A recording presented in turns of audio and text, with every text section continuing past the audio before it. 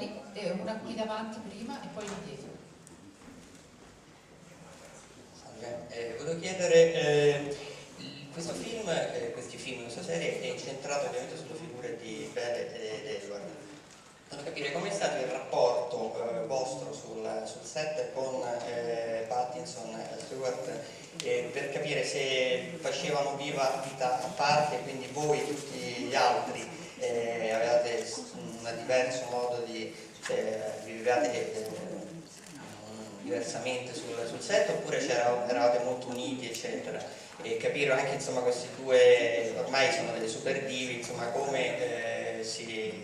che rapporto avete avuto voi che eravate quasi di contorno in questa fase, per quanto fondamentale ovviamente, e poi se avete qualche episodio simpatico da raccontare delle riprese. Grazie.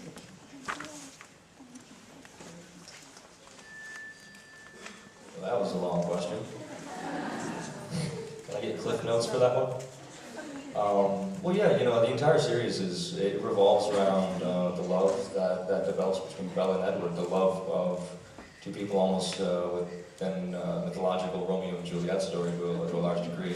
But what would Romeo and Juliet be without Mercutio or Benvolio and all the rest of the Capulets and the Montagues? You have to create this world. You know, you have to create a reality within this world, and all these characters serve to do that. And yes, you know, we've seen our friends and our colleagues. You know, we've all grown up together, and we've kind of been a part of this phenomenon together. However, at the end of the day, you know, every time I'm going to the grocery store and I'm checking out and I see like one of my friends on a tabloid magazine, I have to laugh, because, you know, there's so much, you know, public speculation about performers and artists that, you know, oftentimes some of it's true, some of it's not, and usually a lot of it isn't. And I know my castmates as people, and not the public image that is presented to the world. And I can guarantee all of you that they are wonderful people at heart.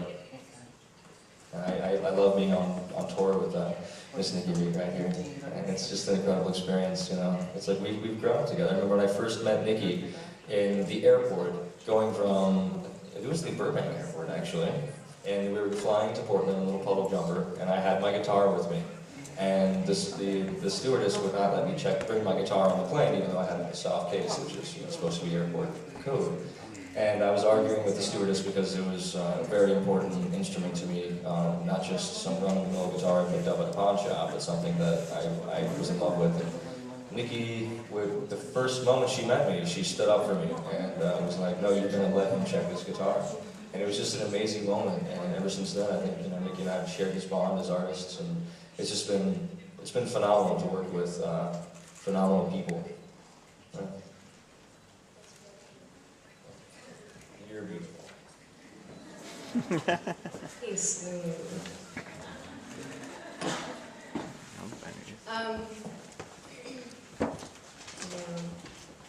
That's an interesting question. Things have changed. Jackson gave you a very ideal answer. And, you know, when we started out, most of the cast was unknown. We were a bunch of kids in Portland, Oregon. It's a great city, it's an artsy city. We used to go to, you know, listen to live music and have dinners and do things, and we started out very much like a family. And I think we've all been wanting to hold on to that. But the truth is, things changed as the movies got bigger. It would be strange to say that they didn't. You know, there are suddenly bodyguards on the set that there weren't before, and it was a lot more tense, and it wasn't how we started out, which was very innocent. And I think that got hard for all of us, you know. It got hard to start seeing all of your friends in magazines and drama created that didn't necessarily exist, and constantly defending you know, relationships or friendships, and like you're going in circles and you're never going to win. And it's been a learning experience, I think, for all of us. So it hasn't remained the same to me. It's not necessarily bad, but it is different.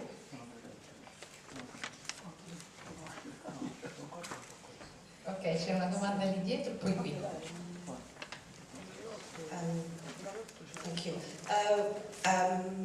What I was wondering, because you're always talking about the hysteria that evolves around your characters and about you people, for instance, can you understand that? Can you relate to that? Because to the audience you play to, I mean, people that watch you, they adore you. There's some kind of hysteria about you.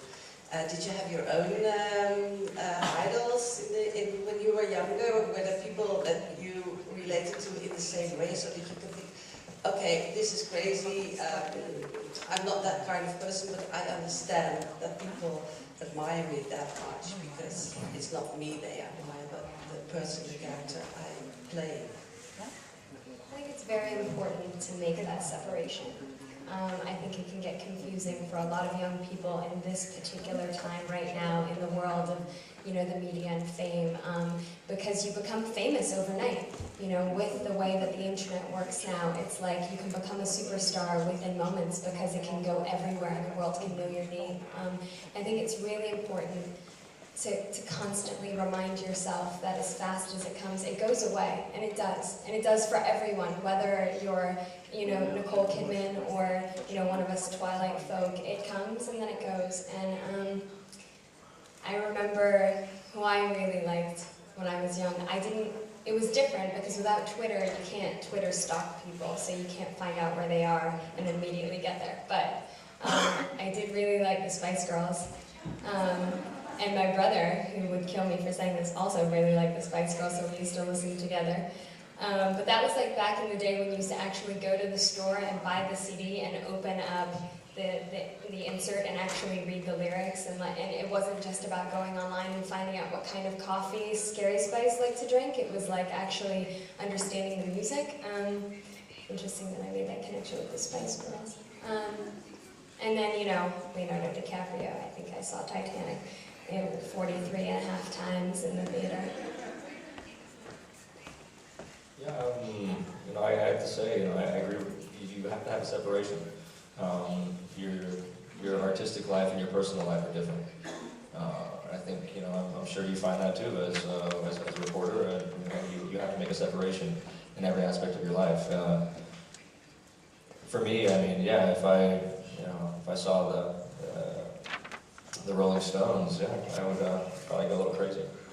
I love them. I mean, but yeah, it's a little different. It's definitely different. I'm just saying, I am not Mick Jagger in any way. I cannot shake my body like that. I've tried, and I do not get my blood transfused like Keith. Sadly enough. I actually even tried wearing a skull ring, because I loved Keith Richards so much.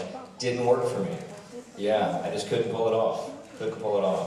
I think you have to have track marks to go along with it. You know, it's just, it's entertainment, you know. If it moves people, and that's a blessing. I don't, you know, it's not like we wrote the series. We're actors, and we stepped into these roles. And we tried to bring as much life and passion to these roles as possible. And we're passionate about these characters. Like, you know, we really are. And, you know, like you were saying earlier, she asks, you know, every director questions. You know, like, you really want your character to be fleshed out as much as possible. It's like, it's our job to live those characters. But that they are characters. They are not us. And for me, I mean, there is no celebrity per se that I would fawn over to a certain aspect. I'm not going online and looking up people. I respect their work. I've been lucky to meet a couple of my idols, and I treat them just like my parents' friends. You know, just someone that it's, you know, I meet them, and it's an honor to meet them. Just like it's an honor to meet all the people that I've met here in Rome, and all the people we've been meeting in the past couple of years. You know, you give love to get love, you give respect to get respect. So, something my dad always taught me, and I'll carry with me.